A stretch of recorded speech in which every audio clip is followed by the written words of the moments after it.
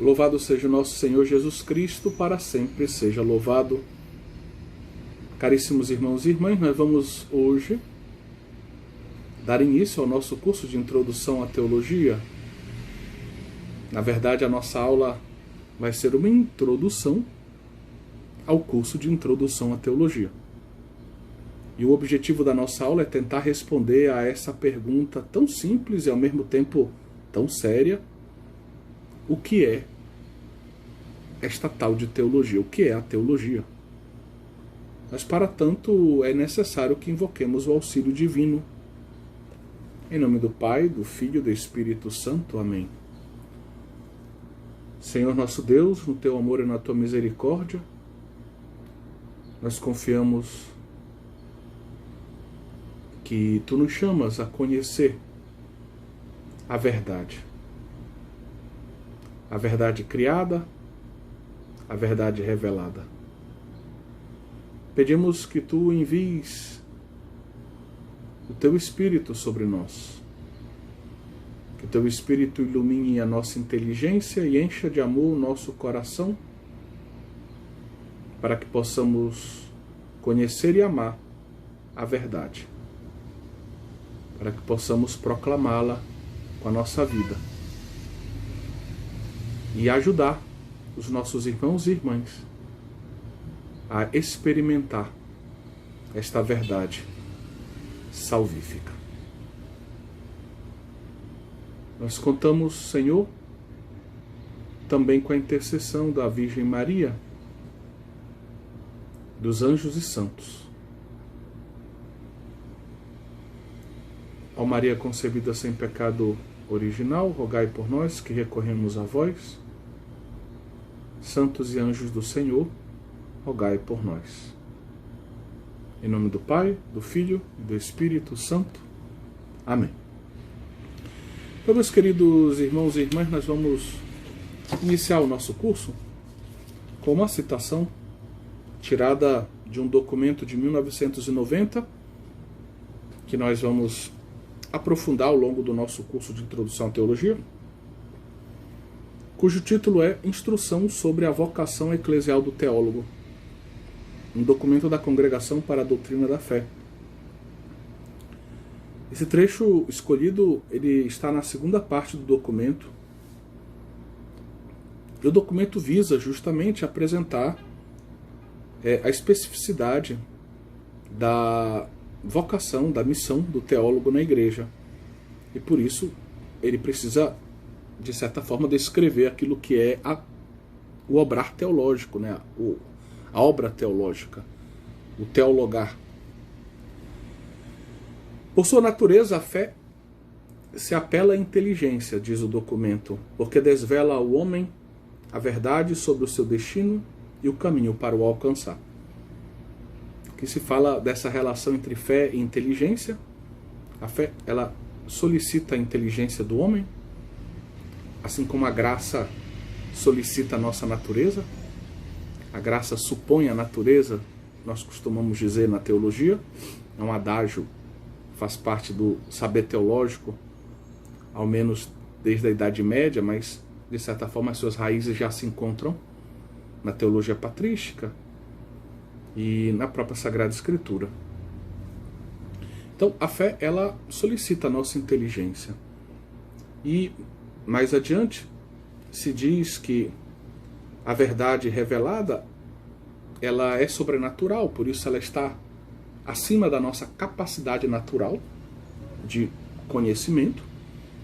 E é justamente por isso que a nossa natureza, criada por Deus, dotada de inteligência racional, precisa de um auxílio para poder entrar na esfera de um conhecimento que é sobrenatural, que está para além da nossa capacidade natural de conhecimento. Dentro da nossa capacidade natural de conhecimento, a gente pode estudar o mundo visível, né? Podemos estudar a biologia, astronomia, física, matemática, tantas belas coisas, tantas coisas que merecem ser conhecidas, estudadas. E nós não precisamos, por assim dizer, de uma graça para poder estudar essas coisas. A nossa natureza humana, inteligente, racional, é capaz, por natureza, de conhecer esta realidade criada, esse mundo visível. Certo? Mas existe, na esfera daquilo que nós chamamos de revelação, um conhecimento que Deus coloca à nossa disposição, que é um conhecimento que Ele quer que, vamos dizer, que nós possamos possuir sobrenaturalmente.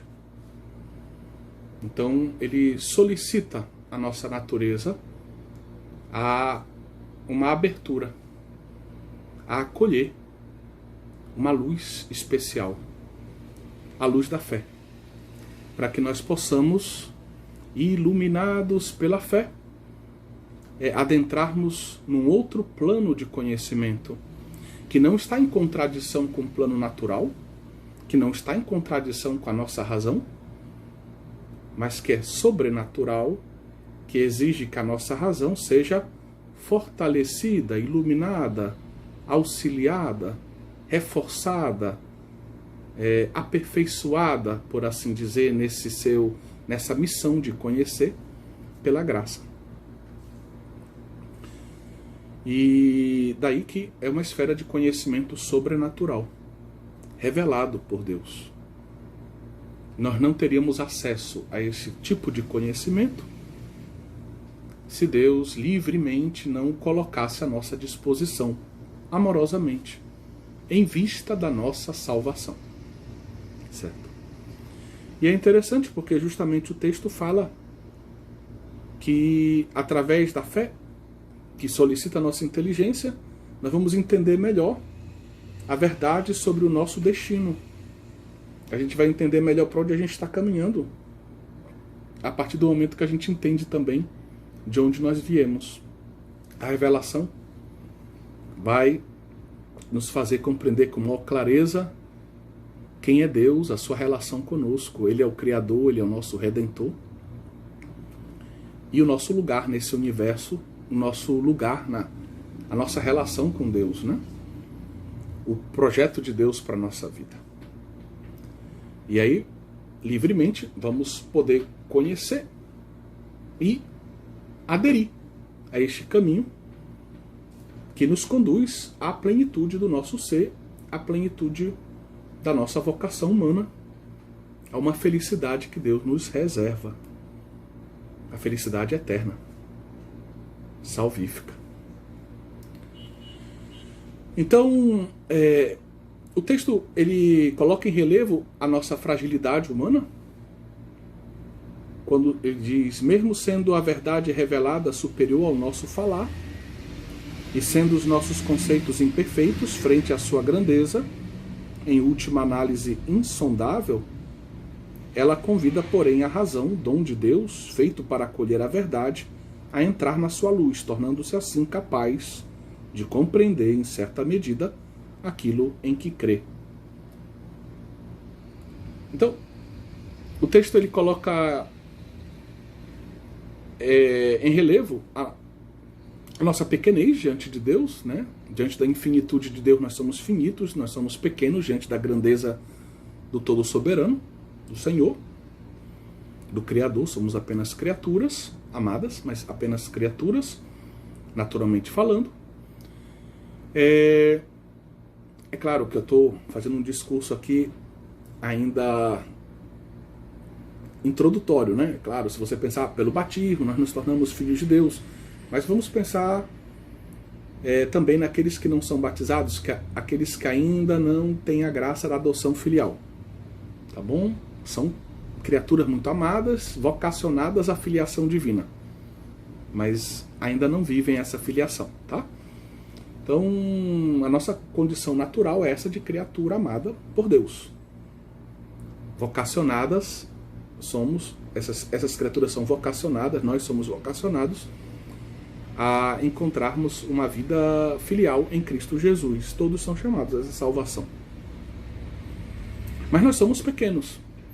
A nossa inteligência é limitada, a nossa razão, ela é uma abertura para a verdade, ela nos capacita a conhecer a verdade.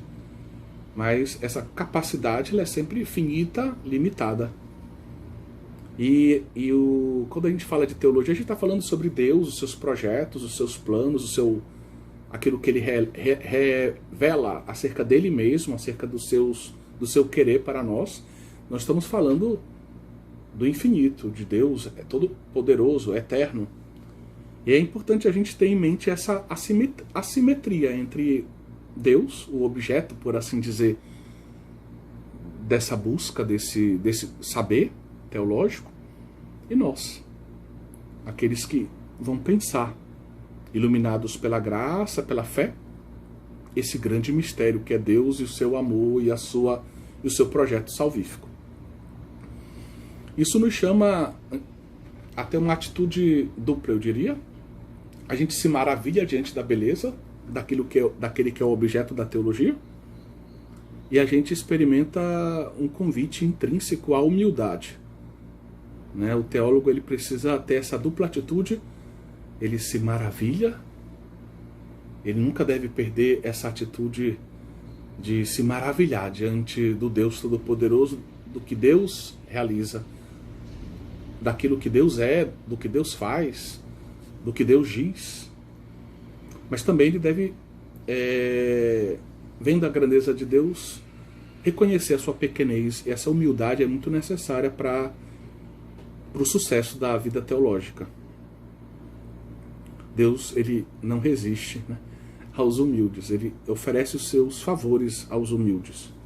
E o teólogo precisa muito dos favores divinos, de luzes divinas para avançar no conhecimento teológico. Isso é importante. Então, o homem ele é convidado, né, a reconhecer essa sua pequenez. Ele tem que reconhecer que, no fundo, ele nunca vai conseguir conhecer 100% Deus. Entenda que Deus é infinito. Só Deus pode conhecer totalmente quem Ele é. O infinito só cabe no infinito. Eu estou brincando assim com um modo de falar, mas para que você tente entender isso. Só Deus conhece perfeitamente a si mesmo. Certo? Então nós vamos ver essa diferença mais tarde, nós podemos conhecer muitas coisas acerca de Deus, nós podemos entender muito acerca de Deus com auxílio divino, mas nós nunca vamos conhecer Deus totalmente. Deus ele sempre vai ter um certo quê de transcendente para nós. Ele se revela, mas se mantém sempre na esfera do mistério também. São João da Cruz, por exemplo, usa essa expressão. Ele se revela se mantendo no mistério, né? Na penumbra do mistério. Então, Deus ele se dá a conhecer, mas se dá a conhecer na medida em que é necessário para nós. Na medida em que nós podemos conhecê-lo. Na medida que nos é necessário para que a gente percorra o caminho da salvação. Para que a gente o ame e percorra o caminho da salvação. Certo? Então a gente pode sim vir a entender, a compreender Deus, mas nunca vamos conhecer completamente a Deus. Nunca vamos dizer, esgotar o conhecimento divino, né? Porém, a ciência teológica ela deve responder ao que o apóstolo São Pedro diz lá na primeira carta de São Pedro, capítulo 3, versículo 15. A ciência teológica, que respondendo ao convite da verdade, busca a inteligência da fé, auxilia o povo de Deus, de acordo com o mandamento do apóstolo, a dar a razão da própria esperança àqueles que a pedem. Então, a ciência teológica ela busca refletir. Ao teologar, ela reflete sobre o Deus que se revela, o conteúdo dessa revelação, conteúdo criacional, salvífico, escatológico dessa revelação. Mas ela não vai poder, por assim dizer, provar por A mais B para aquele que não crê que Deus existe, que Deus é o alfa e o ômega da história da humanidade, etc. Ela vai colocar em relevo a racionalidade da nossa fé. Nós vamos adentrando na beleza da racionalidade da nossa fé, na perfeição da nossa fé, na coerência da nossa fé, na lógica da nossa fé. E o teólogo, ele vai, por assim dizer, aprofundando esse sistema de verdade,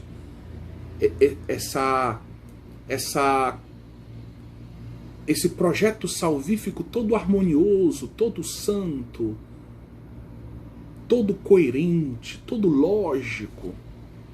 E aqui a gente não quer diminuir nada ao dizer lógico. Não é uma lógica meramente humana, é uma lógica divina. E a nossa razão humana é capaz de alcançar essa lógica divina sempre com auxílio da graça. E aí o teólogo vai se maravilhando, vai se sentindo pequenino diante desse mistério que se revela. E vai partilhando aquilo que descobre com muito cuidado, com muito amor, com muito zelo pelas expressões utilizadas, com a igreja, com o magistério, com os fiéis, para o bem de todos, né? Vai colocar a serviço da igreja aquilo que é o fruto do seu teologar, da sua contemplação teológica, a gente poderia dizer, tá certo? Essa é a forma com a qual a teologia clássica vê, né, a fé, a razão e o ato de teologar, tá bom? E aí nós somos capazes de dizer para os nossos irmãos como a nossa fé é coerente, como a nossa fé é racional, como a nossa fé não é um absurdo, como a nossa fé, existe uma lógica em tudo aquilo que a gente crê. A nossa fé não é um absurdo, não é vamos dizer, um escândalo no sentido de um absurdo racional, não. Existe uma razão, Deus é o Logos, né? O Logos se fez carne. Então Deus é a sabedoria suprema. E o agir de Deus, ele não é por acaso, ele não é irracional. É um agir que corresponde à razão divina. É um agir racional. Né? Claro, esse racional sempre na altura divina, né? Na esfera divina. E aí a nossa pequena razão, reforçada, elevada pela graça, ela consegue colher essa racionalidade. Não tudo, mas ela consegue colher o essencial dessa racionalidade. Para que a gente veja toda a coerência, a beleza, a harmonia, a lógica da revelação. E para que a gente possa, como teólogo, também transmitir isso para os nossos irmãos. Né? Essa verdade que brilha na sua beleza, harmoniosa, santa, lógica, que convida a nossa razão a se elevar. Não nega a nossa razão, mas convida ela a humildemente se deixar elevar pela graça de Deus. E aí a gente toca num ponto bem interessante, que é justamente logo a palavra teologia, né? Então a palavra teologia vem do grego, né? Podemos dizer theos, Deus, logia, discurso. E aí a gente acha que já sabe. Teologia seria o discurso sobre Deus. Mas como é que nasce esse termo teologia? Teologia. Será que ele nasce realmente no cristianismo? Quando a gente aprofunda essa questão, e aqui eu já faço referência a 2 livros muito interessantes que podem nos ajudar no nosso itinerário teológico, um em português e o outro em espanhol, tá? Nessa introdução à teologia, a gente vai se surpreender um pouco, provavelmente, com o ambiente no qual nasce essa expressão.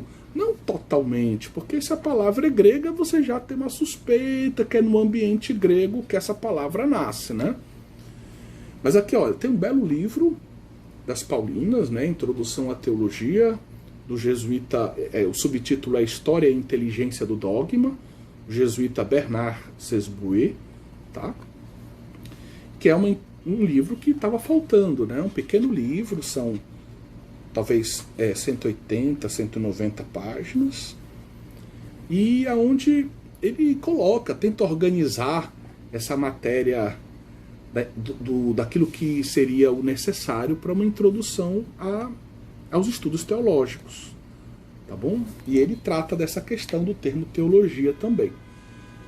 E temos aqui um outro livro em língua espanhola, Introdução à la Teologia, de José Morales, da EUNSA, né? Que é adotado, né, em universidades espanholas, como por exemplo na Universidade de Navarra.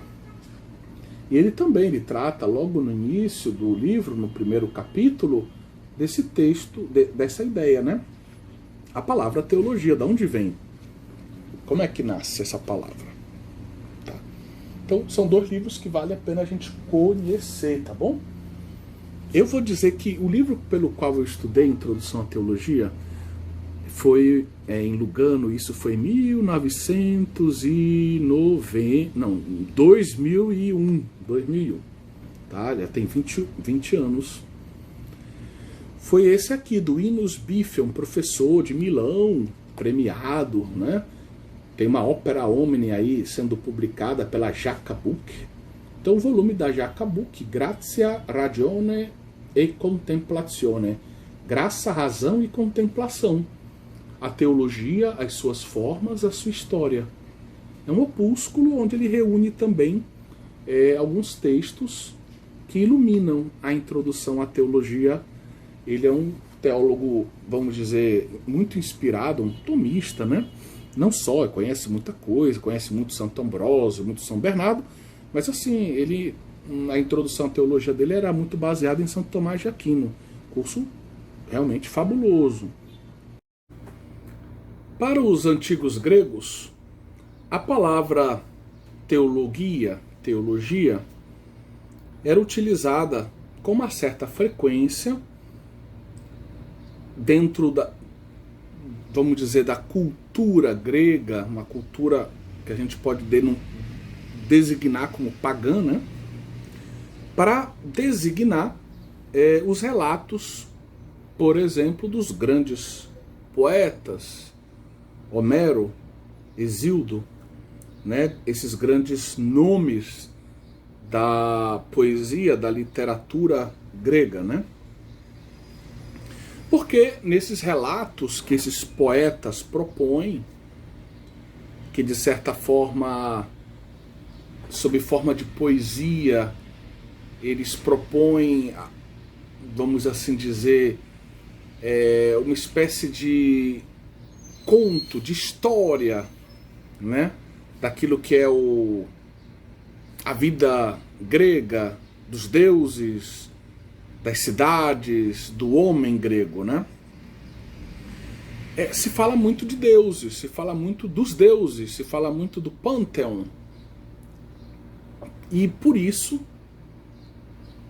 muitas vezes se usa essa expressão, né? Teologia, para esses discursos dos poetas, para esses textos dos poetas, nos quais se encontram essas referências claras a esses deuses, né, gregos. A peculiaridade de cada deus, a história dos deuses e a relação entre esses deuses e também o mundo grego, né? As cidades gregas. Alguns, como José Morales, né, o autor daquela obra em espanhol que eu acabei de apresentar para vocês, creem que o termo como tal nasceu por volta do século V, dentro do contexto daquilo que se poderia chamar de orfismo, né? Que está ligada à figura de um outro profeta, por assim dizer, místico, chamado Orfeu, que era, por sinal, designado, chamado, às vezes, de teólogo por excelência. Então ele tentava propor uma série de textos convidando a uma certa atitude de tipo místico-religiosa em torno, especialmente, da figura do deus Dionísio, né? Das suas aventuras, dos seus sofrimentos na mão dos titãs, por exemplo. E então, nesse ambiente, né, religioso, místico, daquilo que a gente pode chamar de orfismo, esses termos se popularizam. Teologia, teólogos. E isso acaba passando, vamos assim dizer, para o linguajar comum, e vai se chegar ao ponto de se designar a obra dos poetas que são mais antigos, né?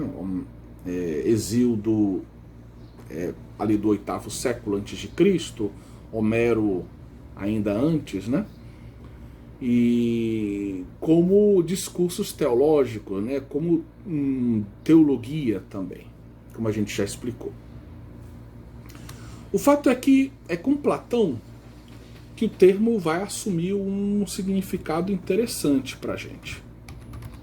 Porque justamente nesse ambiente politeísta, nesse ambiente muito marcado pela mitologia, o filósofo Platão vai usar esse termo teologia como um modo de dizer, como um modo de indicar uma reflexão mais rigorosa, racional, sobre os mitos, né? Especialmente sobre os mitos que envolvem os deuses, o surgimento das coisas, das realidades do mundo material, do mundo político, do mundo social, do mundo humano grego, né? Então o termo teologia vai ser o sinônimo de uma espécie de reflexão racional que vai peneirar, que vai, de uma forma crítica, analisar esses mitos que envolvem o discurso dos poetas de Orfeu sobre os deuses. Ou seja, aqui a gente já tem teologia que já seria, vejam, um discurso de tipo crítico, racional, que tenta purificar essa visão relativa às divindades, aos deuses, muito marcada por mitos, às vezes até contraditórios, pouco claros, pouco racionais, pouco lógicos, né? E aí Aristóteles, né? Aristóteles, já no século IV, que a gente sabe que foi discípulo de Platão, vai usar o termo na mesma linha de Platão, certo? Como um discurso que tenta, vamos dizer, fazer uma reflexão mais racional sobre o horizonte do divino, deixando de lado os mitos, os poemas, as histórias, né? E aí tem um texto da metafísica de Aristóteles, que é muito interessante. Aqui eu vou citar o texto a partir dessa edição aqui da editora Vida Editorial. Esse aqui é um comentário de Tomás de Aquino à Metafísica de Aristóteles, tá? Esse é o volume que, vamos dizer, o volume 2, que comenta do livro 5 ao livro 8. Porque me interessa justamente um pequeno trecho de Aristóteles que está no livro 6. Então, para quem não teve acesso a essa obra de Tomás ele cita Aristóteles e depois ele faz os seus comentários. Ele vai citando Aristóteles e comentando. Então a gente tem a obra de Aristóteles dentro da obra de Tomás. Espero que vocês tenham entendido, né? A importância dessa obra aqui de Tomás de Aquino. Então, na página 217, a gente lê o seguinte. Aristóteles escreve, né? Portanto, serão 3 filosofias teóricas: a matemática, a física e a teologia. Matemática, física, teologia.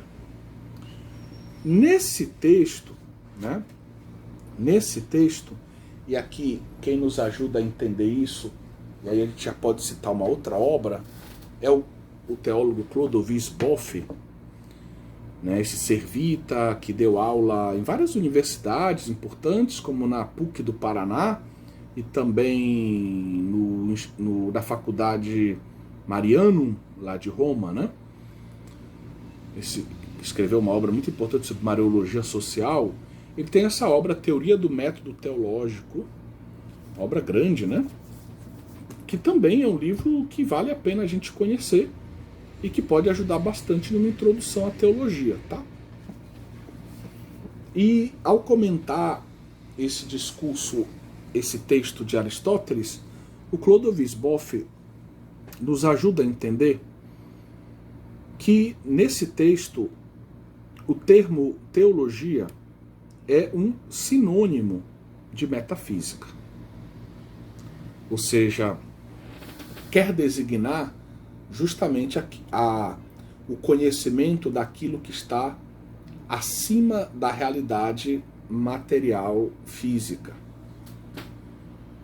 E o que tem acima, né, no topo dessa realidade metafísica?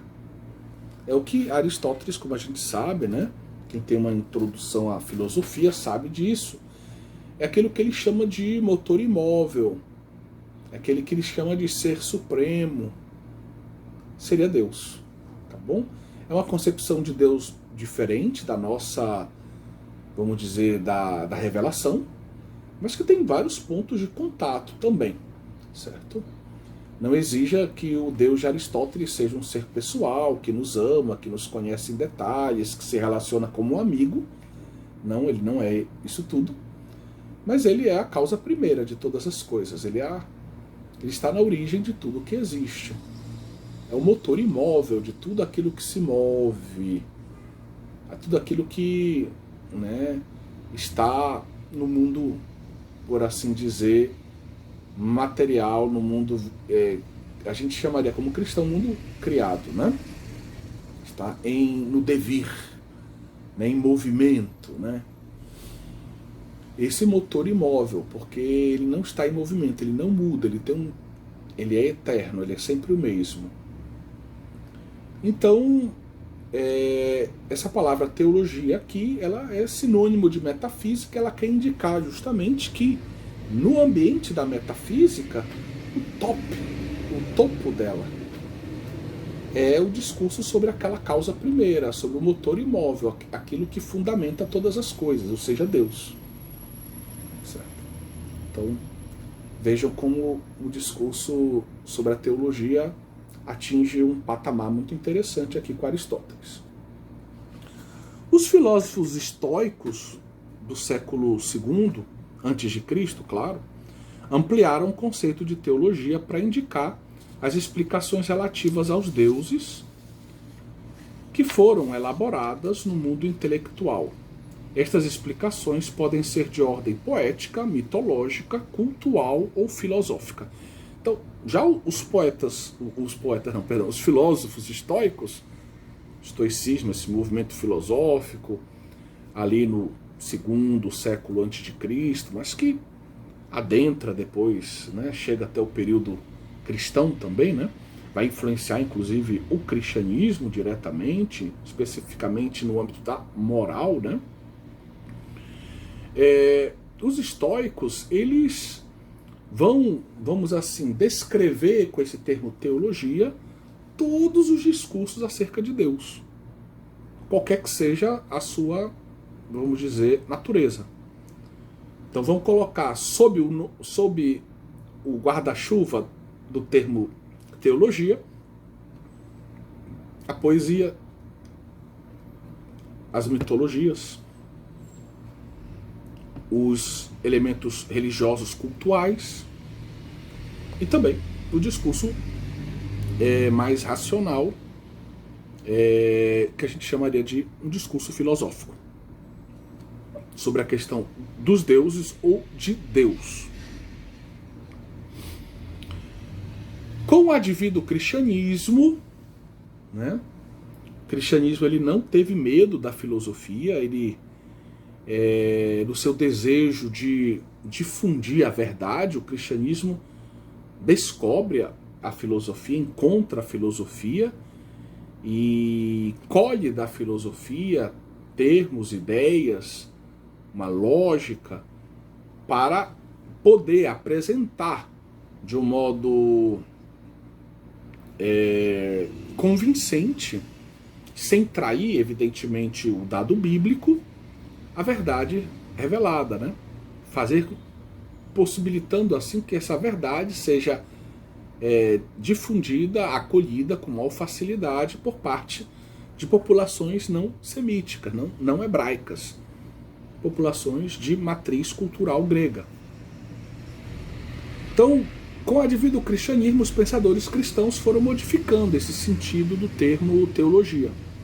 São Justino, por exemplo, que conta a sua conversão, por assim dizer, ele que foi um filósofo que buscou, né, várias escolas, né, o conhecimento da verdade.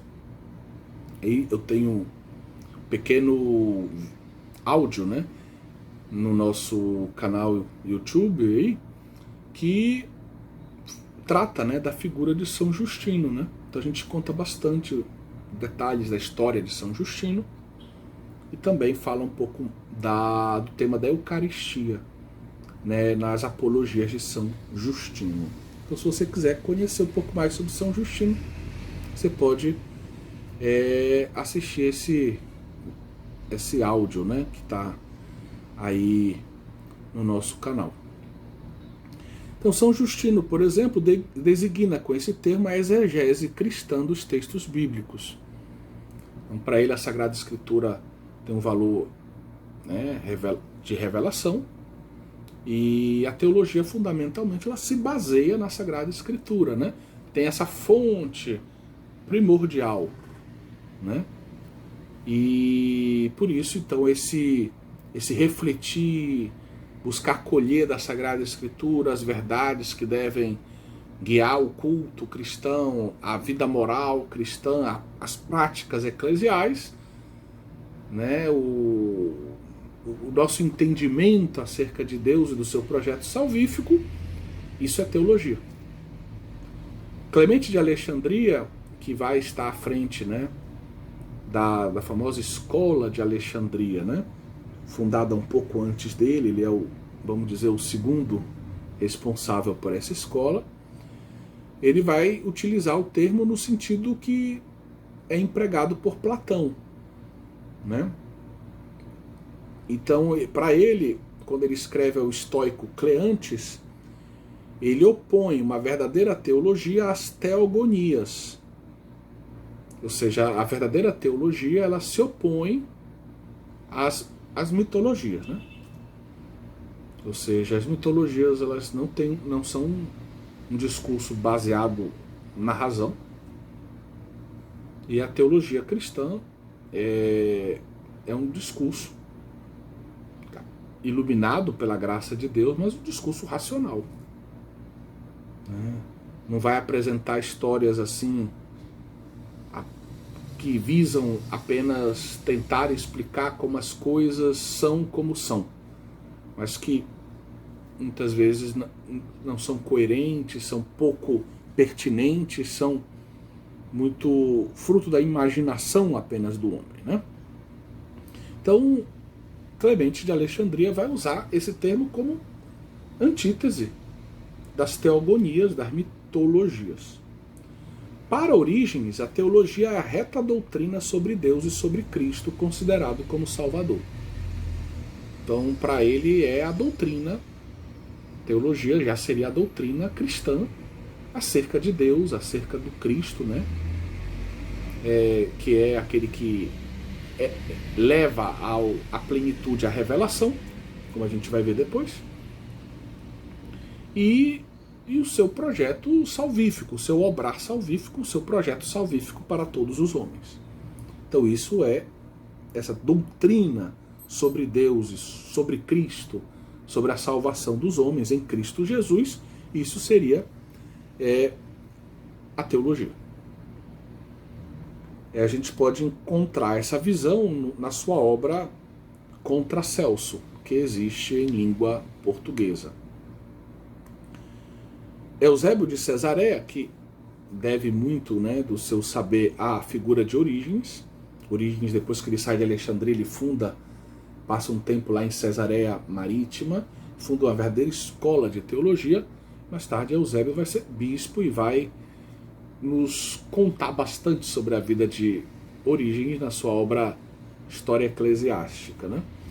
Então, Eusébio de Cesareia vai escrever uma obra com o título Teologia Eclesiástica, na qual a teologia ela tem exatamente o significado que a gente acabou de referir, acabou de apresentar em Orígenes. Ou seja, essa ideia de uma reta doutrina sobre Deus, sobre Cristo e o seu agir, a sua atuação salvífica, a sua obra soteriológica.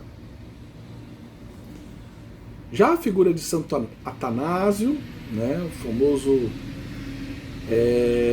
defensor da ortodoxia contra os arianos, introduz o termo conhecimento teológico e refere-se à perfeição e ao caráter completo da teologia entendida como ciência do Deus Trino.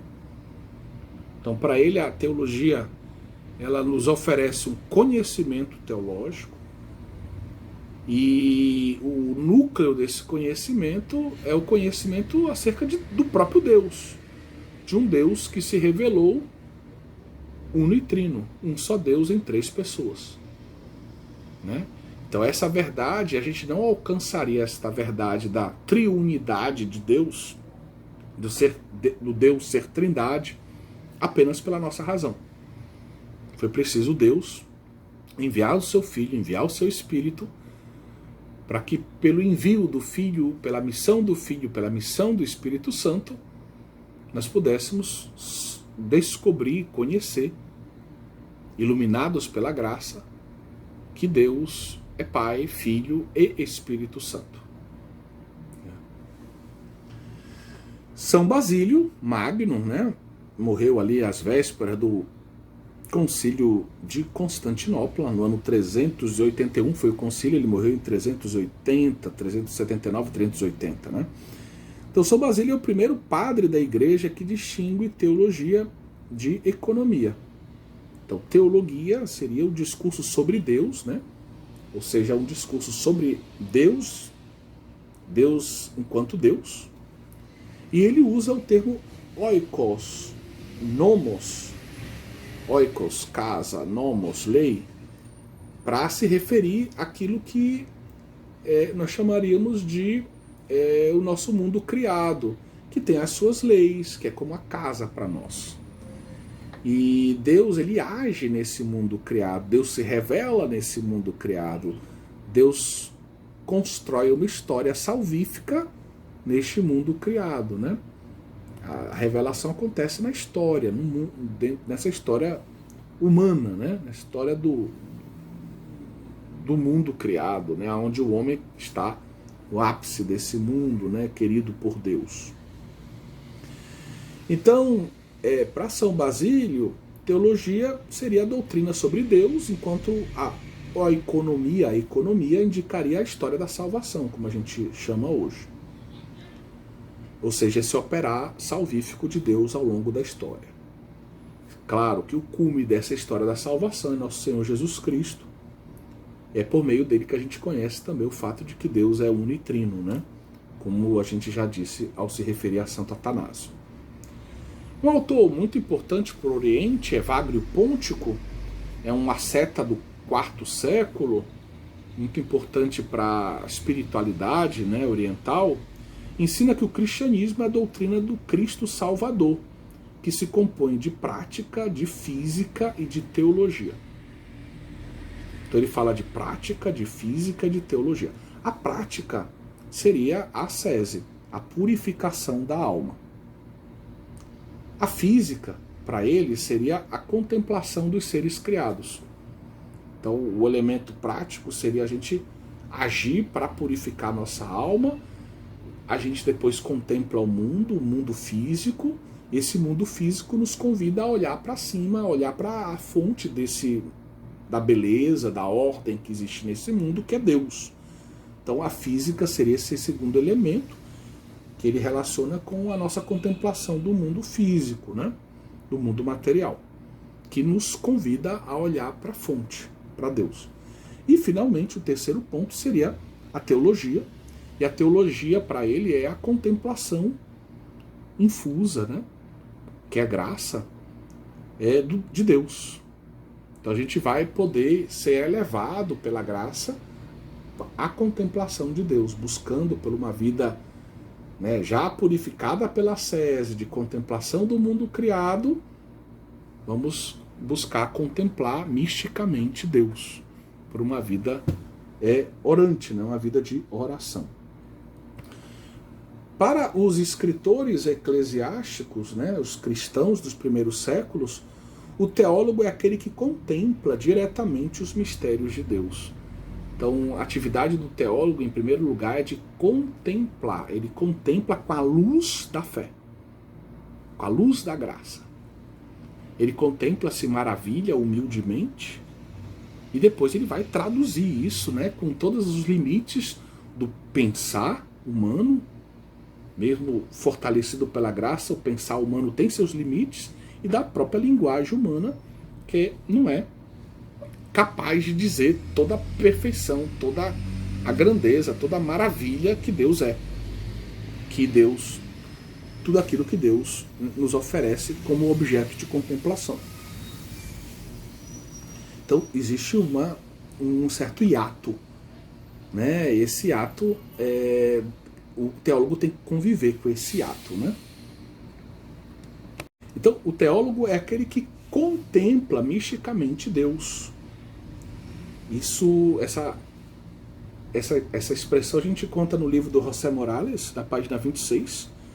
E quando a gente lê Orígenes, a gente vê que Orígenes, para ele, o teólogo por excelência é Jesus Cristo. Para ele, Jesus Cristo, enquanto homem, é o modelo do teólogo. Porque enquanto homem, Jesus Cristo contempla Deus de modo perfeito. Né?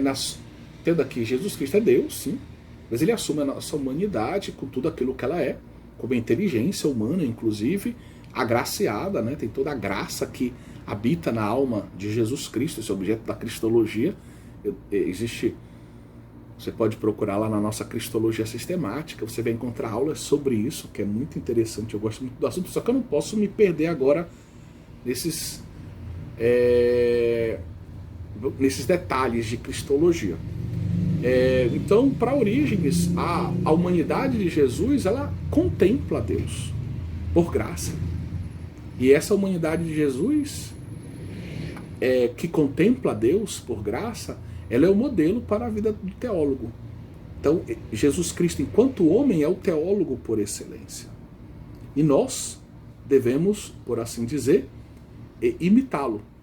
E na medida que a gente vai se unindo a Jesus Cristo, vai se conformando a Jesus Cristo, vai se unindo a Jesus Cristo pela graça, graças ao Espírito Santo de Deus, que vai nos cristoformando, né?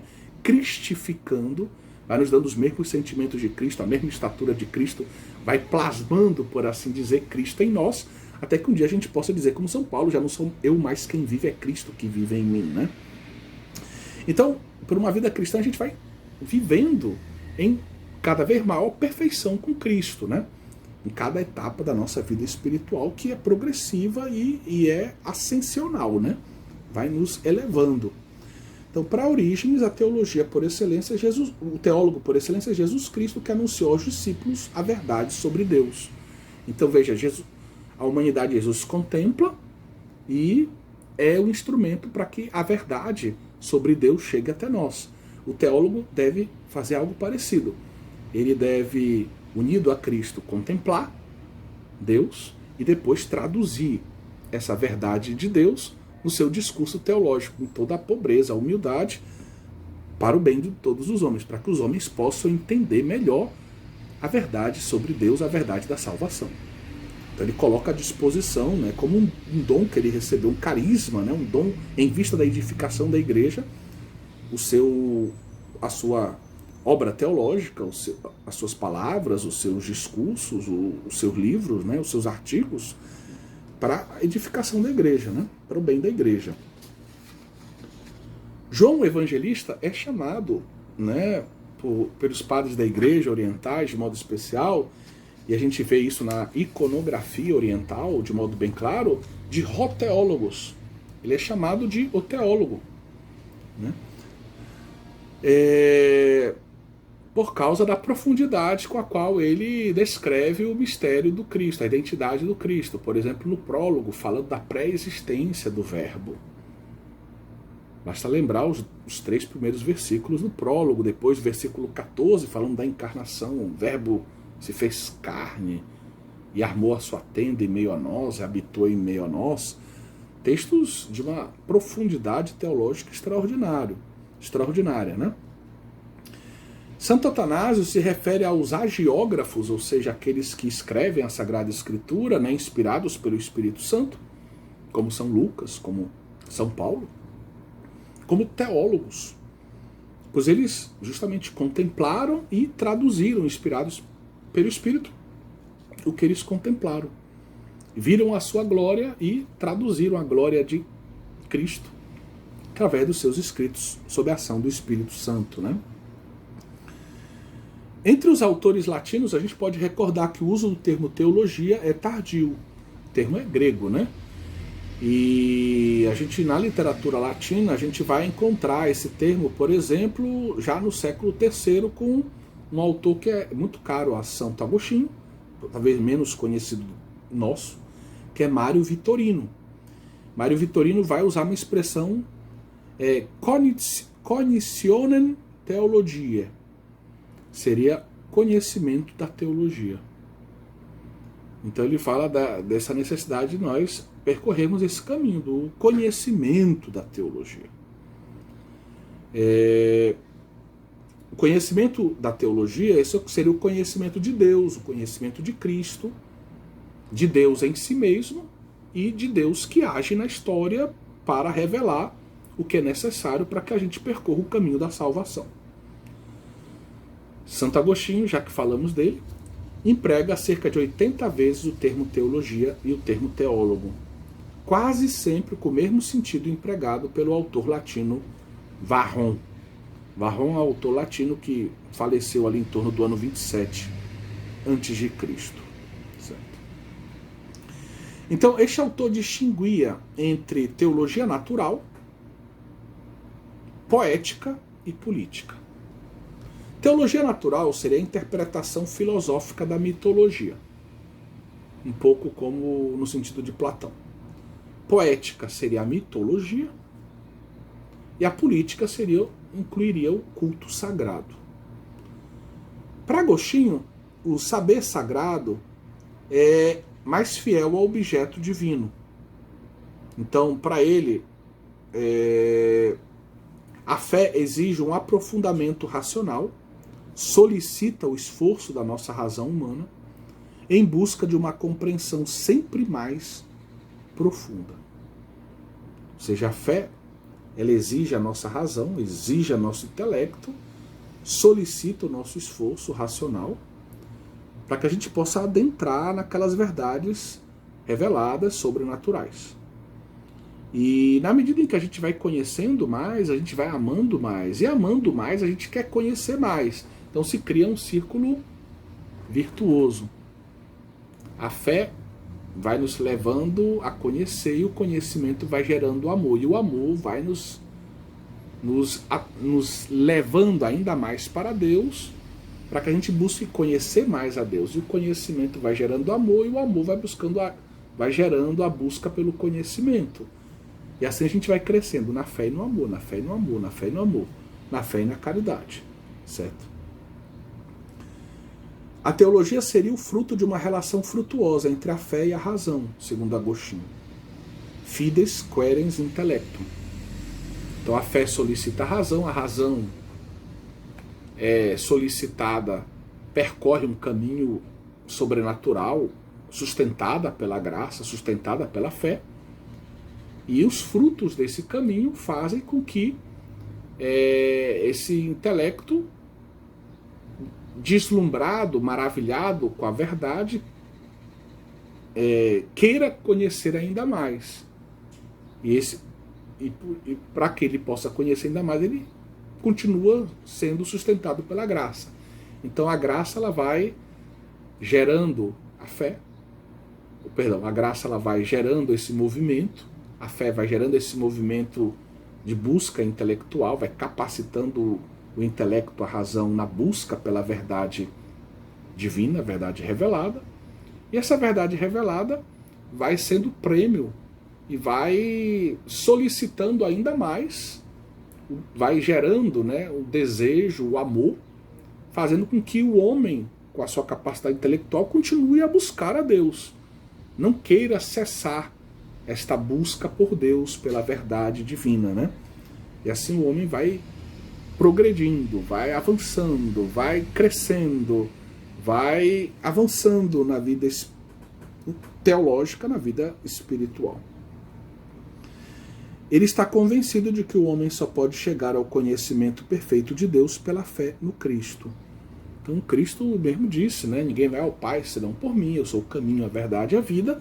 Então para ele, em Cristo Jesus é que nós podemos percorrer o caminho da verdade acerca de Deus. Então Cristo veio justamente nos trazer a possibilidade de um conhecimento superior, né, pleno, perfeito acerca de Deus, né? Perfeito no sentido de tudo aquilo que Deus quis que fosse necessário que nós soubéssemos, conhecêssemos, para vivermos a plenitude da nossa vocação, percorrermos o caminho da salvação. Agostinho acena ao labor do teólogo ao confessar que escreve fazendo progresso e progride escrevendo. Ou seja, o teólogo trabalha, né, junto com a humildade a qual me referi já. Muito importante a gente lembrar que o teólogo não pode ser preguiçoso.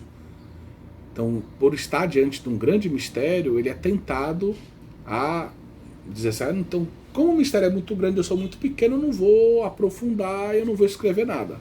Não.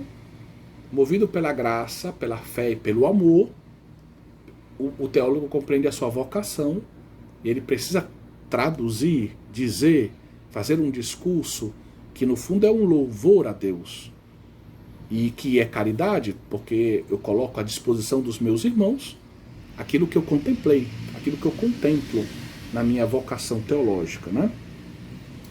Então, Agostinho, ele fala imaginemos toda a obra de Santo Agostinho enorme, né? São instantes necessárias para conter os volumes que Santo Agostinho escreveu. E Santo Agostinho, então, ele fala, né, que na medida que ele vai escrevendo, que ele vai fazendo, teologando, traduzindo o que ele contempla também sob forma de cartas, de tratados, de homilias, né, de opúsculos, ele vai progredindo, né? Ele vai crescendo na vida espiritual. Então, na medida que a gente vai vivendo a nossa vocação teológica, o teólogo vai crescendo na vida espiritual. E quanto mais ele cresce na vida espiritual, mais ele se sente chamado a cumprir a sua missão. Quanto mais eu amo a Deus, mais eu quero que ele seja amado. Quanto mais eu conheço a Deus, mais eu quero que ele seja conhecido. Quanto mais eu progrido, mais eu quero que os outros progridam também. Isso faz parte da lei da caridade, né? Vale a pena recordar que, por ocasião de sua ordenação presbiteral, existe uma verdadeira reviravolta na vida de Agostinho, né? Os grandes estudiosos dizem que na obra de Santo Agostinho a gente tem certas etapas, né? Mas uma etapa muito importante é quando ele se ordena presbítero.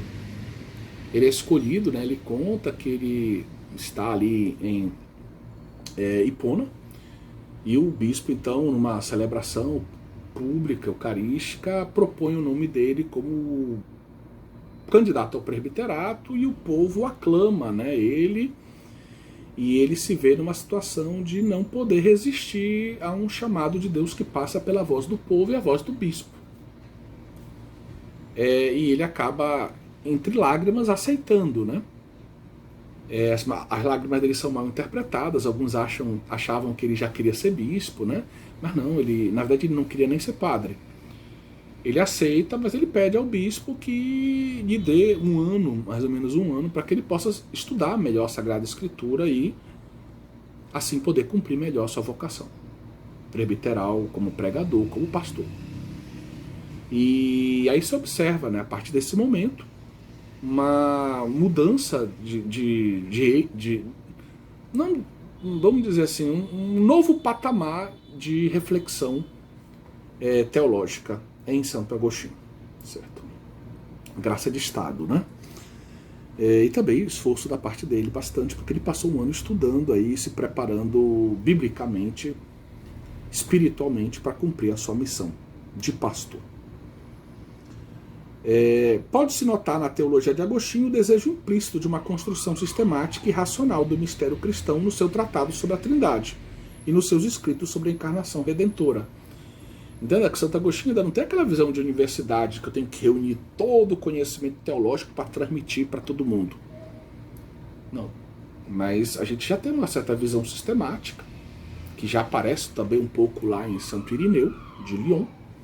Santo Irineu de Lyon, discutindo lá com os heréticos, acaba apresentando de um modo geral assim a unidade, de uma forma, a unidade da história da salvação, a unidade acerca da doutrina cristã, a unidade da igreja.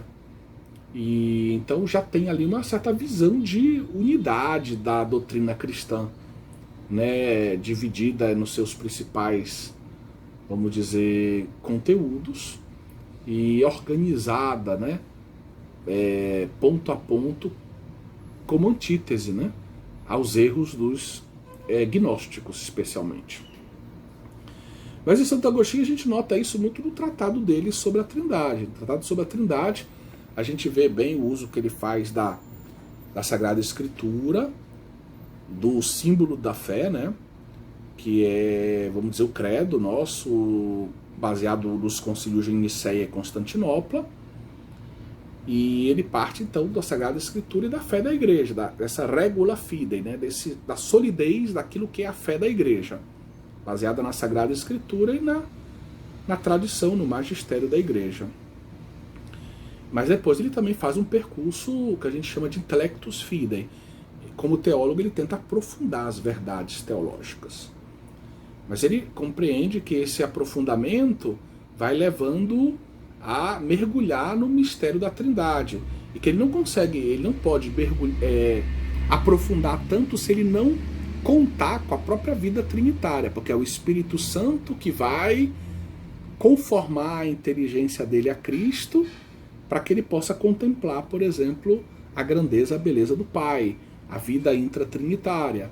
Então ele precisa desse aspecto que a gente chama também de tem a regula fidei, tem intellectus fidei e tem a experiência fidei.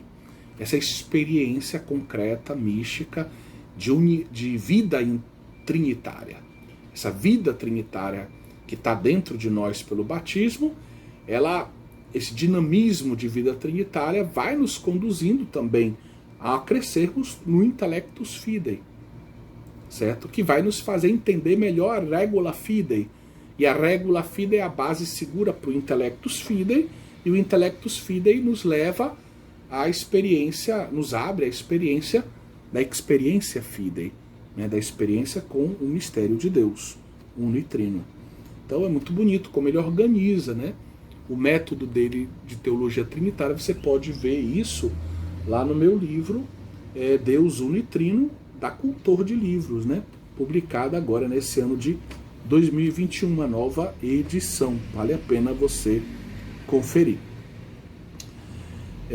Então lá você já vê um certo desejo de apresentar-se um discurso completo sobre Deus unitrino, a partir da Sagrada Escritura, a partir do símbolo da fé, Deus enquanto Deus e Deus no modo com o qual ele se revela na história, né? Santo Agostinho também distingue entre ciência natural e a ciência da fé. Então, a ciência natural é aquela que, por natureza, nós estamos aptos a esta ciência, né? Podemos estudá-la com muita tranquilidade. Nela se manifesta a grandeza da nossa natureza humana, né? Enquanto a ciência da fé exige, né? Exige uma graça, né? A graça, uma ação divina em nós que nos capacita a ela. Então, ele chama de aquilo que a gente chama de teologia, hoje, ele chama de ciência da fé.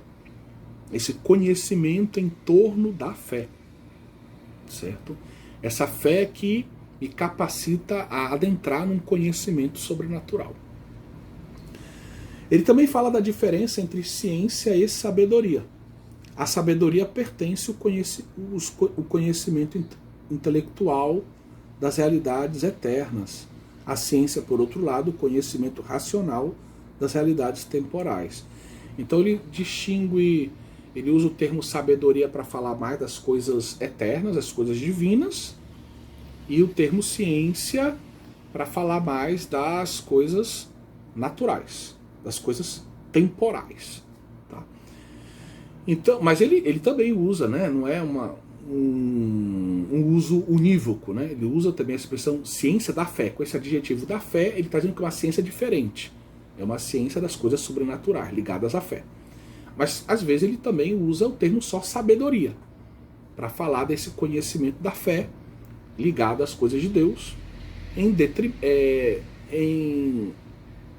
como uma espécie diferente do conhecimento das coisas que passam, das coisas temporais. Tá? Isso você pode ler lá no De Trinitate 12, 25. A ciência e a sabedoria são tipos de conhecimento diferentes, mas estreitamente unidos, porque a nossa ciência é Cristo, e também a nossa sabedoria é Cristo. É Ele que semeia em nós a fé nas realidades temporais, Ele que nos revela a verdade das realidades eternas. Então, em Cristo, que é Deus e homem, nós temos a chave para conhecer todas as coisas. A luz do Cristo, a luz crística, nos ajuda a conhecer melhor as coisas que passam e as coisas eternas. As coisas do mundo criado, as coisas da vida do Criador, da vida do Deus Criador, né? Do incriado, né?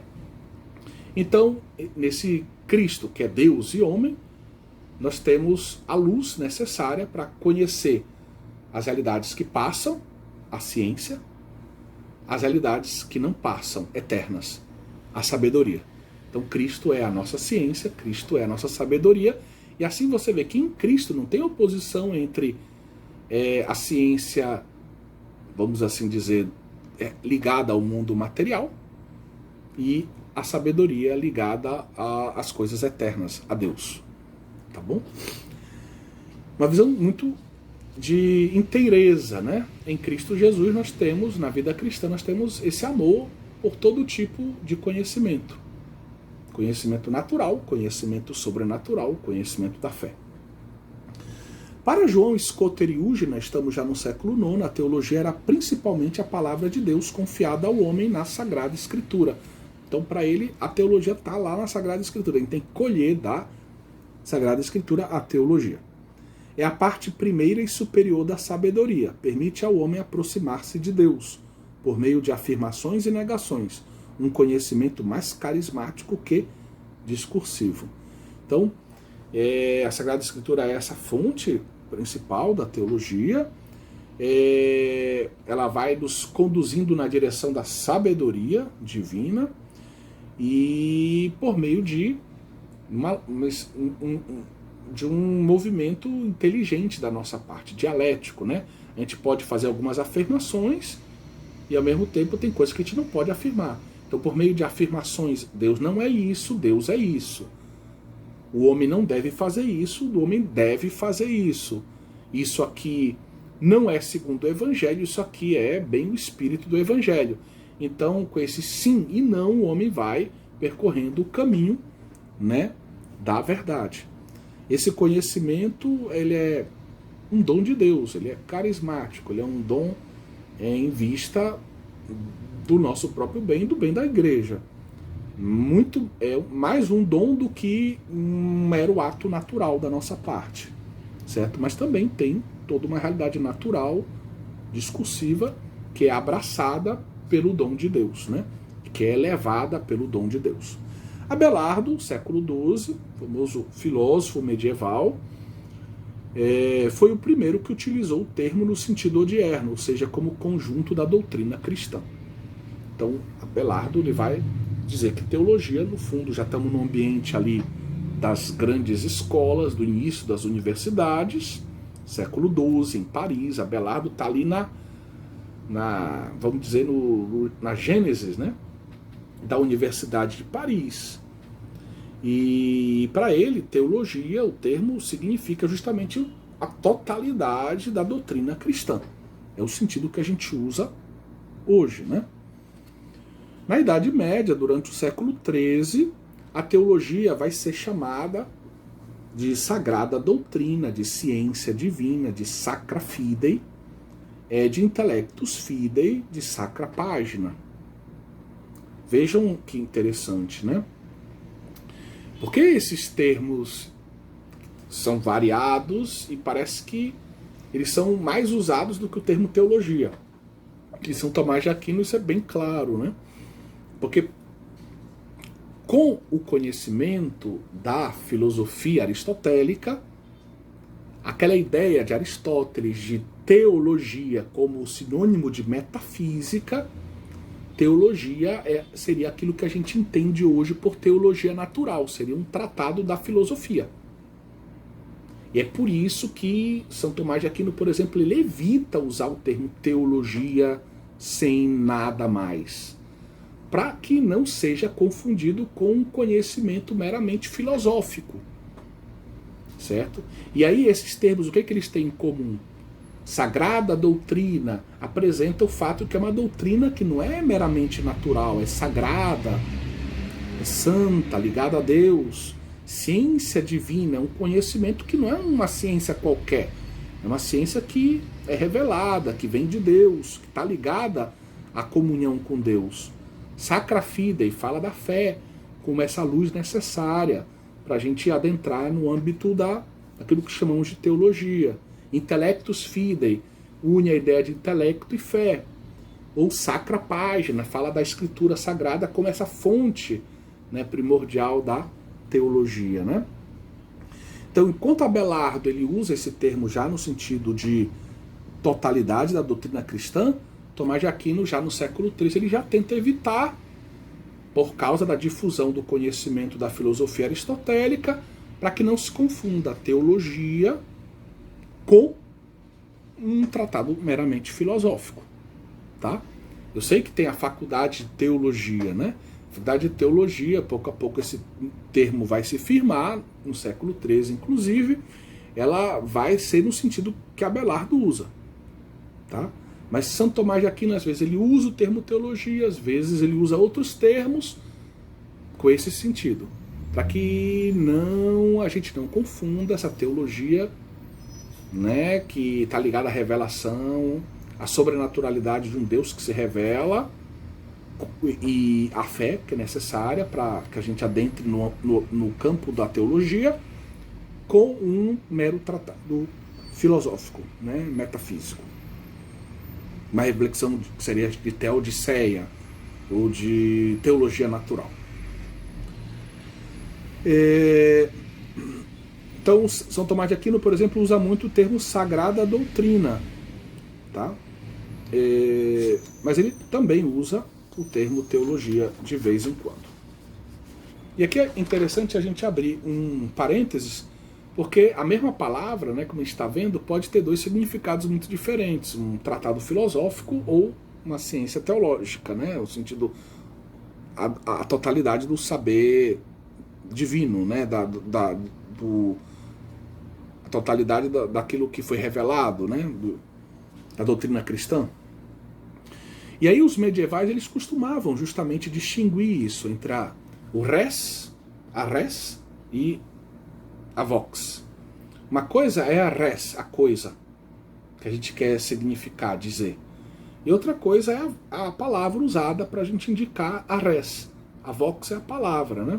O nome. Então, às vezes a gente, com o mesmo nome, a gente indica coisas diferentes. E às vezes a gente pode indicar a mesma coisa com nomes diferentes, né? Então, a mesma palavra, vox, pode ter significados diferentes. E ao mesmo tempo, nós podemos ter várias vox, né, voces, que representam, que dizem a mesma coisa, a mesma res. Tá? Vamos dar um exemplo aqui, a palavra manga, né? A palavra manga pode ser a fruta manga, pode ser a manga da camisa, e para quem é cearense pode ser o verbo mangar. Ele manga, né? Ele está fazendo hora, ele está fazendo graça, ele está ridicularizando, né, uma outra pessoa, brincando com uma outra pessoa. Então, a mesma palavra, a mesma vox, com diferentes significados. Então, é importante a gente distinguir isso. Às vezes a gente usa uma mesma palavra e acha que ela, em todos os contextos e por todos, ela é usada com o mesmo significado. Muitas vezes não. Então o medieval ele distingue bem. Uma coisa é a res, a coisa que eu quero dizer, outra coisa é é o nome que eu uso para indicar aquela coisa. Então, no caso, temos várias expressões, sacra doutrina, por exemplo, ou teologia, ou intellectus fidei, são várias voces, vários termos, nomes, expressões, dizendo a mesma coisa, certo? Mas a palavra teologia pode dizer também um tratado pode ser sinônimo de metafísica. Então tem um significado, uma res diferente da totalidade da doutrina cristã, que é o sentido que Abelardo dá, que é o sentido que mais tarde no qual vai ser usado, que vai ser usado para designar a faculdade na universidade, né? A faculdade de teologia. Dentro desse contexto das universidades, então, vai ter necessidade de se elaborar uma síntese de todo o conhecimento da doutrina cristã. Né? Então, o sonho dos grandes teólogos é uma suma. É conseguir fazer uma obra capaz de dizer a síntese de toda a verdade cristã, de toda a verdade revelada, certo? Organizada, naquilo que nós podemos dizer dos grandes tratados, dos grandes conteúdos, né? Que estão relacionados uns com os outros. Os tratados estão em conexão uns com os outros, porque essa verdade ela é una, mas ao mesmo tempo ela é articulada.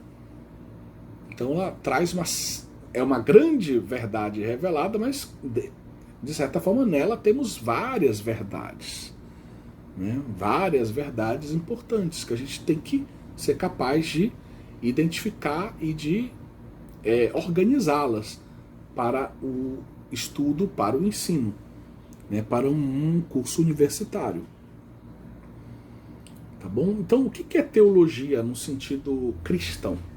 Agora a gente fez um pouco de história arqueológica, né? Chegamos à Idade Média, aqui a gente já está capacitado a entender, eu acho, né? O que seria teologia, né? Então a teologia, etimologicamente falando, a gente já disse, significa o discurso sobre Deus, a ciência de Deus. Mas a gente viu que na concepção de Agostinho, de Tomás, a gente poderia acrescentar também de Anselmo, é o saber da fé, é o intelecto da fé.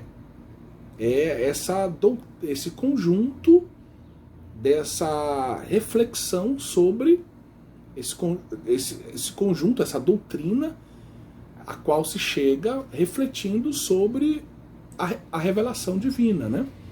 Então o intelecto iluminado pela fé reflete sobre o Deus que se revela, sobre o conteúdo dessa revelação, sobre o que isso significa para a vida humana, sobre como a gente deve entender a vida humana à luz dessa revelação, e vai, por assim dizer, organizando tudo isso em grandes conteúdos, né? Em grandes tratados, como a gente vai daqui a pouco explicar para vocês. Mas antes daquilo que a gente chama de propriamente dito dessa reflexão, em primeiro lugar tem o Deus que se revela. Esse Deus que revela o que nós não conhecíamos. Então existe uma palavra-chave aqui usada por São Paulo lá na carta aos Colossenses, a carta aos Efésios, nessas cartas do cativeiro, que é a palavra mysterion, em grego, mysterion, que depois vai ser, vamos dizer, vai chegar na língua latina com duas formas, né? Uma tradução e praticamente uma transliteração. A transliteração seria mysterium, e a tradução seria sacramentum, certo? Então, mysterium essa palavra vem de um verbo mien. Mien seria calar, né? Mien seria calar. Então Deus, ele revela aquilo que estava calado. Ele faz que do silêncio surja a palavra que torna conhecida ou conhecido aquilo que estava no silêncio do seu amor, no silêncio da sua eternidade. Essa palavra entra na história e torna conhecido, torna acessível aquilo que estava no silêncio do coração divino, certo? Seria essa a ideia. Então, essa seria o mistério, seria esse Deus que se revela. Revelar também é uma palavra interessante, porque aponta para a ideia de tirar o véu, desvelar, tirar o véu. Aquilo que não podia ser visto, agora tira-se o véu, pode ser visto. O que estava oculto aos nossos olhos, agora pode ser visto. Veja que são duas ideias que invocam a nossa experiência com os sentidos. O silêncio, que guarda uma verdade, e desse silêncio vem a palavra, que torna acessível aquilo que estava no silêncio divino, torna acessível ao homem, na história, aquilo que estava no silêncio da eternidade divina, certo? Então a ideia da palavra e a ideia da contemplação, do ver. Né? Aquilo que estava sob o véu do mistério, agora é revelado. Tira-se o véu, agora é acessível. Então a gente tem essa ideia do mistério revelado. Né? Por outro lado, nós temos também a ideia da fé. Porque esse Deus que se revela, esse Deus se revela livremente, se revela por amor, solicita o homem. Ao se revelar, o que Deus faz? Deus se autocomunica. Essa é a ideia de revelação. Revelar não é só transmitir, vamos dizer, elencos de verdades, um livro, um conhecimento, um catecismo. Não. Revelar significa Deus quer entrar em comunhão conosco por meio da palavra. Deus quer gerar, por meio da palavra, um diálogo conosco, entrar em comunhão conosco. E nos capacitou, nos criou para isso. Somos capazes desse diálogo com Deus. Mas Ele nos fornece a graça para que a gente, justamente, feridos pelo pecado, possamos ter os meios para entrar nessa comunhão de vida com Deus, dada a assimetria ontológica que existe entre Deus e nós. Então, essa diferença entre Deus e nós faz com que nós precisemos do auxílio divino para entrar nessa comunhão de vida com Ele, né? Então, que nos é dada pela graça, né, essa capacidade. Então, Deus, ele se revela e solicita ao homem, solicita uma resposta do homem.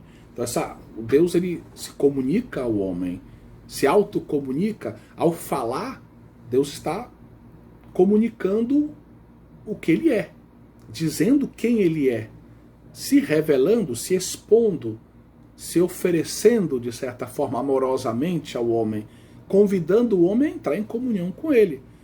E aí o homem, solicitado pela sua inteligência, deve dar uma resposta, que pode ser sim ou não. O sim a Deus ou não, virar as costas para Deus e percorrer outro caminho. E é o homem que dá a resposta positiva. Qual é a resposta positiva? É a adesão.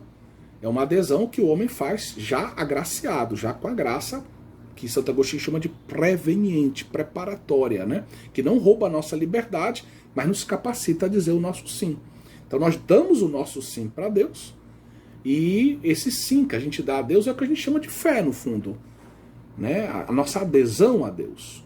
Eu digo, eu creio em Deus, eu creio nesse Deus, eu quero entrar em comunhão com esse Deus. E a fé a gente poderia traduzir como, na verdade, um entregar-se a Deus. Não é só uma adesão intelectual a conteúdos de um catecismo, de um credo, mas é muito mais do que isso. Também tem um aspecto intelectual, também tem um aspecto de uma adesão intelectual a verdades intelectivas, né? Mas é uma adesão de vida. Deus, ele se oferece, a autocomunicação divina, Deus oferece a sua vida a nós, e nós nos devolvemos a Deus, nos reconhecemos criaturas, nos reconhecemos amados por Deus, objetos, né, da maravilhosa revelação divina, e queremos nos entregar a Deus. Então a fé é essa entrega do nosso coração, da nossa vida a Deus.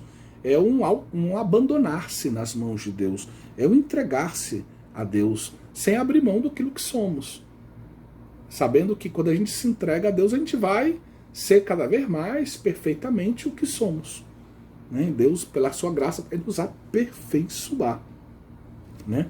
Então, esse mistério que se revela solicita ao homem a uma resposta. Essa resposta é uma resposta, né, deve ser uma resposta de entrega, uma resposta, um ato de confiança, um ato de abandono. Então a fé é essa resposta positiva do homem ao mistério que se revela. Resposta que significa acolhida do mistério e entrega de vida. Né? Quando a gente lê na Dei Verbum, número 5, a gente lê lá: a Deus que se revela é devida à obediência da fé. Obediência é uma palavra que inclui o verbo audire, né? Ou seja, a gente precisa escutar pela força da fé o que ele está dizendo, para que a gente possa se submeter a essa palavra, acolher essa palavra, deixar essa palavra entrar no nosso coração, na terra boa do nosso coração, e gerar frutos. E que essa palavra possa iluminar os nossos passos, guiar a nossa vida nesse movimento rumo a Deus, nesse movimento de comunhão com Deus. E aí se estabelece uma comunhão de amor. Deus se entrega a nós pela revelação, nós nos devolvemos a Deus pela obediência da fé, pela fé, pela entrega da fé. Então aí Deus se dá a nós pela revelação, e esse círculo é um círculo de comunhão, é um círculo de comunhão de vida. E é um círculo que para Deus nada acrescenta a Deus, mas é um círculo que para nós nos faz subir, como se fosse um espiral ascensional, vai nos fazendo subir. Cada vez que nós vamos vivendo, quanto mais a gente vai vivendo essa relação com Deus, nós vamos recebendo, vamos nos entregando, vamos acolhendo, vamos nos dando, vamos ouvindo, vamos dialogando com Deus, vamos sendo amados, vamos amando a Deus, e nós vamos assim sendo santificados, vamos subindo na direção de Deus, vamos sendo divinizados, como dizem os orientais, santificados, como diz a tradição latina, né? Então, a Dei Verbum, que é essa constituição do Concílio Vaticano II que fala sobre a revelação divina, diz que pela fé o homem se entrega totalmente, livremente a Deus, oferecendo a Deus revelador o obséquio pleno da sua inteligência, da sua vontade. Ele se entrega, inteligente e volitiva, né? Livre de filho de Deus. Prestando voluntário assentimento, uma adesão, um sim a tudo que Deus nos diz, confiando na autoridade daquele que se revela. Então, para prestar essa adesão de fé, é necessária a graça divina que age em nós, nos capacita a isso, nos auxilia, né? Essa presença preveniente do Espírito em nós. Mas também um movimento da nossa inteligência e da nossa vontade também na direção da verdade e do amor que é Deus, né? Deus é verdade, Deus é amor. E isso é algo que vai crescendo em nós, essa experiência de fé. Não é uma realidade estática, é uma realidade dinâmica que vai aumentando. Então a experiência de comunhão com Deus, ela é como uma espiral ascensional, né? Se vocês me entendem, se vocês me entenderem aqui, eu acho que a gente deu um passo importante. O mistério, uma vez acolhido, esse mistério que se revela, uma vez acolhido pelo homem, ele solicita tudo que o homem é, solicita todas as faculdades do homem, solicita a vida do homem como um todo. Isso inclui, evidentemente, o intelecto, mas inclui a vontade, os sentimentos. É uma experiência totalizante. Esse Deus que nos criou, a nossa integridade, solicita todo o nosso ser. Solicita uma entrega da nossa vida, corpo e alma, né, inteligência, vontade, memória, sentimentos, a nossa corporeidade, assim por diante, né? Mas isso inclui, como eu quero frisar isso, inclui o nosso intelecto também, né? A fé, ela ilumina fundamentalmente a faculdade do nosso intelecto, né? A revelação prepara o homem para acolhê-la na medida em que ela coloca, por assim dizer, antecipadamente a serviço do homem uma graça, como eu já disse, que Santo Agostinho chama de preveniente, preparatória. O que é essa graça preparatória? Ela não rouba a nossa liberdade, ela não limita o nosso livre-arbítrio, não. Mas ela ilumina a nossa inteligência, ela liberta a nossa vontade para que nós possamos aderir à verdade revelada, dirigindo para aquele que se revela o nosso amor, a nossa capacidade de amar, né? Então é uma graça que me capacita a um ato bom, a um ato salvífico, né? O homem ferido pelo pecado, ele precisa dessa graça para ele poder usufruir daquela liberdade que o pecado de certa forma feriu, usufruir daquela comunhão de novo com Deus, né? Então, para que o homem percorra o caminho da salvação, ele precisa da graça que Cristo conquistou para nós, para que ele possa viver nessa comunhão sobrenatural, né? Uma comunhão de vida que está acima, digamos, da nossa natureza. Por isso precisa da força elevadora, né? Que eleva da graça de Deus. Graça, vamos dizer que literalmente o Catecismo da Igreja Católica explica a graça como uma participação na vida divina. Então a graça me coloca em comunhão com a vida de Deus. É como se Deus me concedesse um pouquinho da sua vida para que eu estivesse em comunhão com Ele, né? Sempre como, né? Essa é uma linguagem analógica. Depois a gente vai explicar melhor o que significa a linguagem analógica na teologia, certo? Vamos por etapas. Então, esse mistério que se revela, ele convida o homem a uma adesão a Deus, ele induz, de certa forma, ele prepara o homem, ele capacita o homem a essa adesão, uma adesão a Deus que nós podemos chamar, em termo amplo, de fé, que é essa positiva resposta do homem a Deus, essa entrega do homem a Deus, esse abandono do homem a Deus, que possibilita aquela comunhão de vida, o Deus que se autocomunica na revelação e nós que nos entregamos, nos abandonamos nas mãos de Deus pela fé.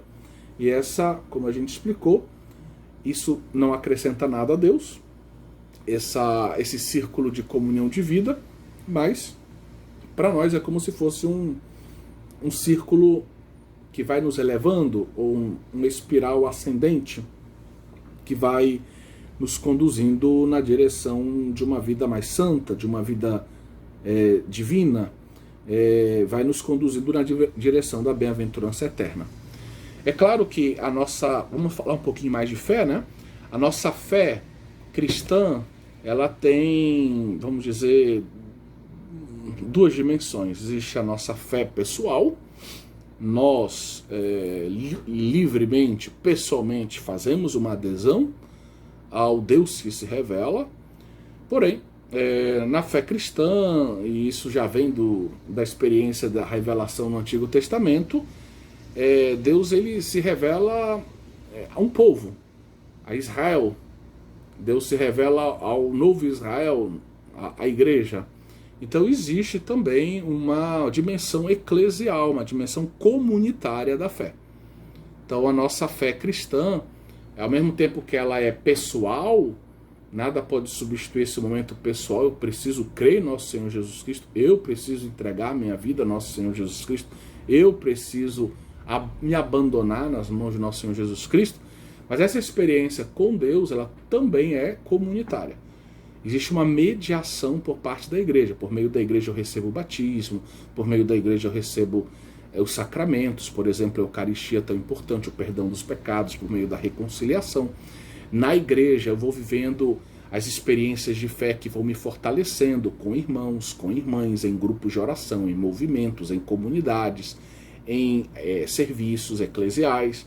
Então existe essa dimensão de uma fé comunitária, né? A fé forma um povo, e ao mesmo tempo esse povo vai ajudando no mundo a difusão da revelação, né? A revelação passa por esse povo, a igreja tem essa missão de evangelizar o mundo, de levar o evangelho de nosso Senhor Jesus Cristo ao mundo, de difundir a boa nova, a revelação de Deus ao mundo, né? E ao mesmo tempo não só leva uma mensagem, mas ela tem também os meios para que o mundo possa receber a salvação que essa mensagem anuncia. Essa mensagem é salvífica. E a igreja tem os meios para oferecer essa salvação concretos, né, que são os sacramentos, meios ordinários, né? O batismo, a confirmação, a Eucaristia, perdão dos pecados, a unção dos enfermos, também os sacramentos como o matrimônio e o sacramento da ordem, que estão a serviço da nossa vida eclesial, são sacramentos, vamos assim dizer, ligados à nossa vocação, né, cristã. Então, existe um aspecto pessoal e um aspecto que poderíamos chamar comunitário ou eclesial, melhor ainda dizendo, da nossa fé. A gente não deve esquecer disso não, viu? Então essa fé, ela é uma resposta a Deus, uma resposta pessoal, mas que está também, ela é apoiada, formada, sustentada, está em comunhão com, digamos, uma comunidade que crê, uma comunidade dos filhos de Deus, uma comunidade que é o corpo místico de Cristo, uma comunidade que é templo do Espírito Santo, que tem essa missão concedida por Cristo, uma comunidade que está sob o pastoreio do Papa, dos bispos, dos padres e assim por diante, né? A Igreja Católica, né? Então nós temos essa dimensão comunitária também, a dimensão eclesial da fé que não pode ser esquecida. Na teologia escolástica, a gente também tem uma distinção em matéria de fé que vale a pena a gente recordar, porque aparece muito nos livros, nos manuais e em obras clássicas de teologia, que é a famosa distinção fidesque, fides qua, né? Vamos explicar melhor isso. Fidesque creditur seria a fé que se crê, né? Ou, se você quiser, aquilo no qual a gente crê, o que a gente crê, né? Seria fidesque creditur, seria o objeto da nossa fé, é o conteúdo da nossa fé. certo? Por exemplo, quando eu digo eu creio que Deus é Pai, eu creio que Deus é Filho, que Deus é Espírito Santo, eu creio que o Filho se encarnou, eu creio que o Espírito Santo habita nos nossos corações, guia a igreja, eu creio que o batismo serve para a remissão dos nossos pecados, que infunde em nós uma vida sobrenatural. Então isso tudo é o objeto da nossa fé. Nós cremos naquilo que Deus nos concedeu como o conteúdo da nossa fé, né? Então isso seria fides quae creditur, certo? Fides quae somente, o conteúdo da fé. E também tem, como eu disse, fides qua creditur, é a fé pela qual nós cremos, é a fé, digamos, que nós estávamos explicando, é aquela fé pela qual a pessoa acolhe acolhe a revelação e se volta para Deus, se entregando a Deus, confiando em Deus, se abandonando nas mãos de Deus, né? Então, a gente poderia dizer em latim, né, para quem entende um pouquinho mais de latim, essa diferença dizendo assim: credere Deum, eu creio Deus, né? Deus é objeto da minha fé também. E isso seria fides quae creditur, ou seja, a fé entendida como um conteúdo, o objeto da minha fé. Mas também eu poderia dizer credere in Deum. Eu creio em Deus, no sentido de que Deus é a autoridade que garante a veracidade de tudo aquilo que ele revelou. Tudo aquilo que ele disse, o conteúdo da revelação é verdadeiro porque vem de Deus. Então ele é a base da veracidade, da certeza que eu tenho na fé, da veracidade de tudo aquilo que foi revelado, tudo aquilo que eu creio. Tenho a certeza de que é verdade porque eu creio em Deum, né? Eu coloquei a minha confiança em Deus, a minha fé em Deus. E essa fides qua seria justamente essa fé entendida dessa forma, né? Do se voltar para Deus, colocar a nossa confiança em Deus, nos abandonar nas mãos de Deus, ter Deus como a certeza de que tudo aquilo que nós vivemos na vida cristã é verdadeiro, tudo aquilo que foi revelado é verdadeiro, né? Então essa seria a diferença entre fides quae, fides qua. Espero que tenha ficado claro para vocês. Nós já falamos da origem, né, etimológica do termo mysterion, em grego, que vem lá do verbo mien, né? E faltou dizer um aspecto, né? Como o verbo mien significa calar, e a revelação do mistério, no fundo, significa Deus torna, sob forma de palavra, conhecido aquilo que estava calado, aquilo que estava no silêncio do seu amor eterno, do seu coração divino, né, eterno. Aí a gente entende a dificuldade que o teólogo tem, porque Deus, ele diz aquilo que estava calado, a palavra divina. A gente poderia usar a ideia do divinês, né, como se fosse uma língua, divinês. Imaginem todas as línguas que existem no mundo, as mais sofisticadas, as mais difíceis. Imagine o árabe, o chinês, sei lá, outras línguas por aí, complexas, né? E agora imaginem o que seria a língua divina, o divinês, né? O quão mais complexa, quão mais perfeita seria a língua de Deus, né? Não estou dizendo que Deus tem uma língua, um alfabeto, etc. Mas eu quero, só para efeito de comparação, uma comparação para nos ajudar a entender o que eu quero dizer mais adiante, o que eu vou querer dizer mais adiante. E aí a gente vai ter que dizer isso numa linguagem humana, em português, em francês, em humanês, numa língua humana. Então, graças a Deus, quando o Verbo se fez carne, a palavra divina se fez homem, então ele traduziu em linguagem humana, através da sua humanidade, do seu rosto humano, da sua capacidade de comunicação humana, ele traduziu em humanês o divinês. Essas verdades excelsas sobre Deus, Jesus Cristo, o Deus que se fez homem, traduziu tudo isso para o humanês. na nossa linguagem humana, no hebraico, vamos pensar assim, no aramaico. E isso justamente nos capacita também a poder fazer um discurso sobre as coisas divinas. Então esse é, vamos dizer, a base teológica pela qual nós podemos fazer um discurso teológico, é que o Verbo se fez carne. E o Verbo se fez carne e revelou, levou à plenitude a revelação, traduziu a revelação em linguagem humana, acessível a nós. E é por isso que nós podemos também fazer um discurso teológico à semelhança daquele que Cristo realizou, né, como cristãos, como discípulos de Cristo, né? Esse termo mistério, ele aparece bastante no Novo Testamento, ele aparece, por exemplo, nos evangelhos sinóticos, penso em Marcos 4:11, Lucas 8:10, Mateus 13:11, Apocalipse 1:20, 10:7, 17, de 5 a 7, mas onde ele mais aparece é na literatura paulina. Ele aparece 20 ou 21 vezes entre as cartas aos Colossenses e aos Efésios, essas cartas do cativeiro. E a gente pode, com a ajuda do Carlo Rocchetta, que é um teólogo da área da sacramentária, né? Ele é um italiano muito conhecido, tem algumas obras traduzidas em português. A gente pode dizer que na teologia paulina tem 4 etapas dessa manifestação do mistério, né? São Paulo começa dizendo que o mistério está escondido em Deus. 1 Coríntios 2:7, ou Romanos 16:25, Colossenses 1:26, Efésios 3:9. Deus então manteve o mistério escondido no seu coração até a plenitude dos tempos. Na plenitude dos tempos, Deus enviou quem?